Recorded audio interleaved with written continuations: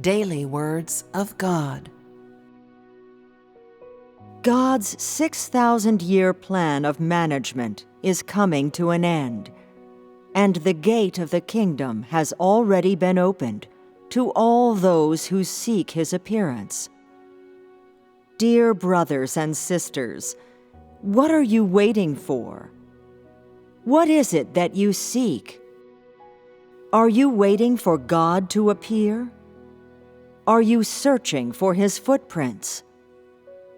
How one yearns for the appearance of God, and how difficult it is to find God's footprints.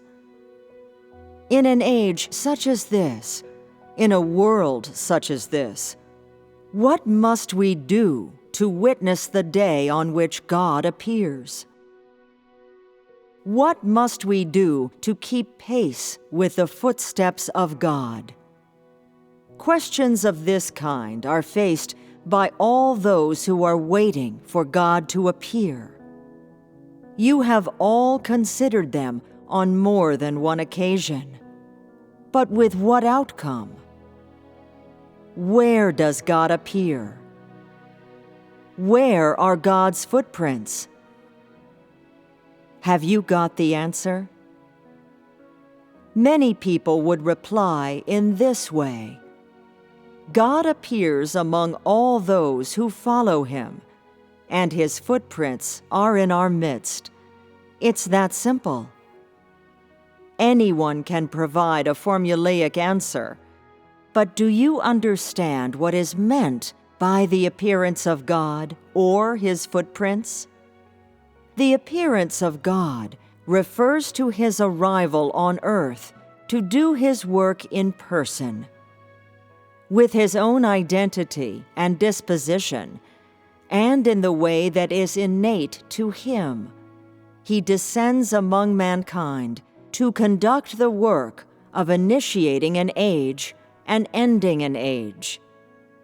This kind of appearance is not a form of ceremony.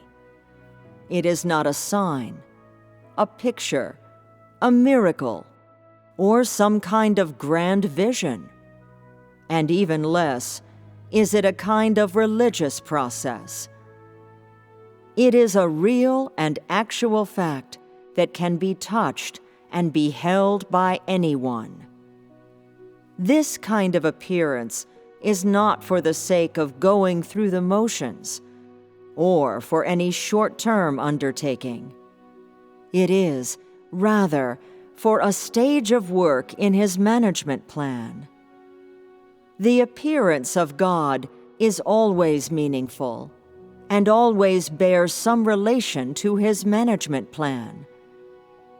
What is called appearance here is completely different from the kind of appearance in which God guides, leads, and enlightens man. God carries out a stage of His great work each time He reveals Himself. This work is different from that of any other age. It is unimaginable to man, and has never been experienced by man. It is work that starts a new age and concludes the old age. And it is a new and improved form of work for the salvation of mankind. Moreover, it is work that brings mankind into the new age. This is what the appearance of God signifies. Once you have understood what the appearance of God means, how should you seek God's footprints? This question is not hard to explain. Wherever God appears, there you will find His footsteps. Such an explanation sounds straightforward, but it is not so easy in practice, for many people do not know where God appears, much less where He is willing to, or where He should appear. Some impulsively believe that wherever the Holy Spirit is at work, there God appears. Or else they believe that wherever there are spiritual figures, there God appears. Or else they believe that wherever there are people of high reputation, there God appears. For the moment, let us leave aside whether such beliefs are right or wrong. To explain such a question, we must first have a clear objective. We are searching for the footprints of God.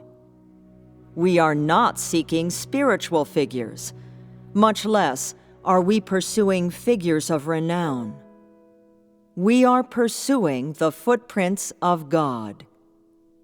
For this reason, since we are searching for the footprints of God, it behooves us to search for God's will, for the words of God, for His utterances.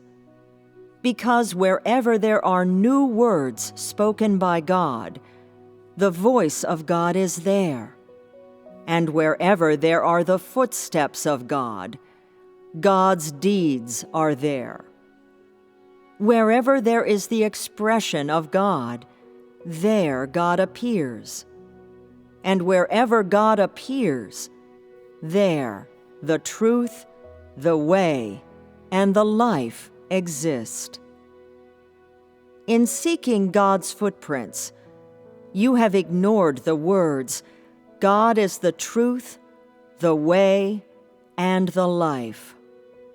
And so, many people, even when they receive the truth, do not believe that they have found God's footprints. And still less do they acknowledge the appearance of God. What a grave mistake! The appearance of God cannot be reconciled with man's notions, still less can God appear at the behest of man. God makes His own choices and His own plans when He does His work. Moreover, He has His own objectives and His own methods.